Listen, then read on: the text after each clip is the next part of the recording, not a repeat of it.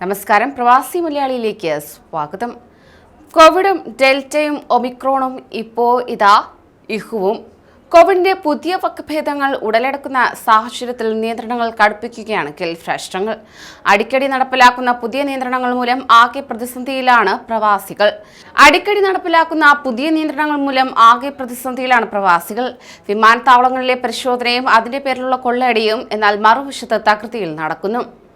അവധിക്ക് നാട്ടിലേക്ക് പോകുന്ന പ്രവാസികൾക്കും അവിടെ നിന്ന് ഗൾഫ് രാജ്യങ്ങളിലേക്ക് മടങ്ങുന്നവരും കടുത്ത നിബന്ധനകൾ കടന്നാണ് യാത്രകൾ ചെയ്യുന്നത്.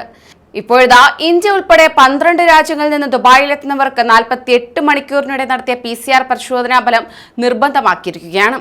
ദുബായിലെ വിമാനത്താവളങ്ങൾ വഴി ട്രാൻസിറ്റ് ചെയ്യുന്ന യാത്രക്കാർക്കും ഇത് നിർബന്ധമാണ്. ദുബായ് ആസ്ഥാനമായ എമിറേറ്റ്സ് എയർലൈൻസ് തങ്ങളുടെ വെബ്സൈറ്റിൽ പ്രസിദ്ധീകരിച്ച അറിയിപ്പിലാണ് ഇക്കാര്യം വ്യക്തമാക്കിയിരിക്കുന്നത്. ഇന്ത്യക്ക് പുറമെ ബംഗ്ലാദേശ്, ഈജിപ്ത്, ഇന്തോനേഷ്യ, ലബനാൻ, പാകിസ്ഥാൻ, ശ്രീലങ്ക, ദക്ഷിണാഫ്രിക്ക, സുഡാൻ, UK, വിയറ്റ്നാം, സാംബിയ എന്നീ രാജ്യങ്ങളെയാണ് 48 മണിക്കൂറിനിടെയുള്ള കോവിഡ് പരിശോധനാ ഫലം ആവശ്യമായ രാജ്യങ്ങളുടെ പട്ടികയിൽ ഉൾപ്പെടുത്തിയത്.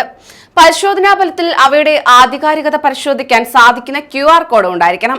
ദുബായ് വിമാനത്താവളത്തിൽ ദുബായ് ഹെൽത്ത് അതോറിറ്റി ഉദ്യോഗസ്ഥർ പരിശോധനാ ഫലം പരിശോധിച്ചേക്കും. ഈ രാജ്യങ്ങളിൽ നിന്ന് വരുന്നവർ യാത്ര പുറപ്പെടുന്ന വിമാനത്താവളത്തിൽ വെച്ച് 6 മണിക്കൂറിനകം മറ്റൊരു PCR പരിശോധനയ്ക്കും വിധേയമാകണം. ഇന്ത്യ ഉൾപ്പെടെയുള്ള 50-ലധികം രാജ്യങ്ങളിൽ നിന്ന് എത്തുന്നവർക്ക് ദുബായിൽ എത്തിയ ശേഷവും PCR പരിശോധന നിർബന്ധമാണ്. അതേസമയം ജനുവരി 2 മുതൽ UK-യിൽ നിന്നെത്തുന്ന യാത്രക്കാർക്ക് 48 മണിക്കൂറിനിടെയുള്ള PCR പരിശോധനാ ഫലം ദുബായിൽ നിർബന്ധമാക്കിയിരുന്നു. ഇവർക്ക് UK-യിലെ NHS കോവിഡ് പരിശോധനാ ഫലം യാത്രാരേഖയായി സ്വീകരിക്കില്ലെന്നും അറിയിച്ചിരുന്നു.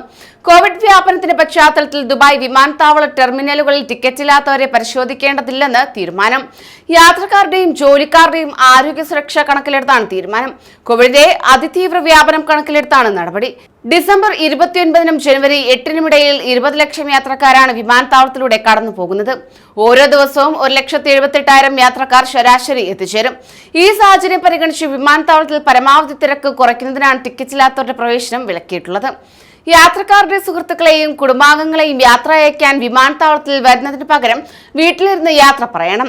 പകർച്ചവ്യാധിയുടെ സാഹചര്യവും തിരക്കേറിയ അവധിക്കാലവും കണക്കിലെടുക്കുമ്പോൾ ഇത് ഇപ്പോൾ കൂടുതൽ പ്രധാനമാണെന്നും വിമാനത്താവളം terminal operations vice president Eisa Al Shamsi പറഞ്ഞു.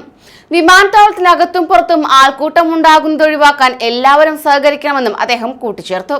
ജനുവരി 10-ഓടെയാണ് യാത്രാ സീസൺ അവസാനിക്കുന്നത്. കൂടുതൽ പ്രവാസി വാർത്തകൾക്കായി ഈ ചാനൽ സബ്സ്ക്രൈബ് ചെയ്യൂ.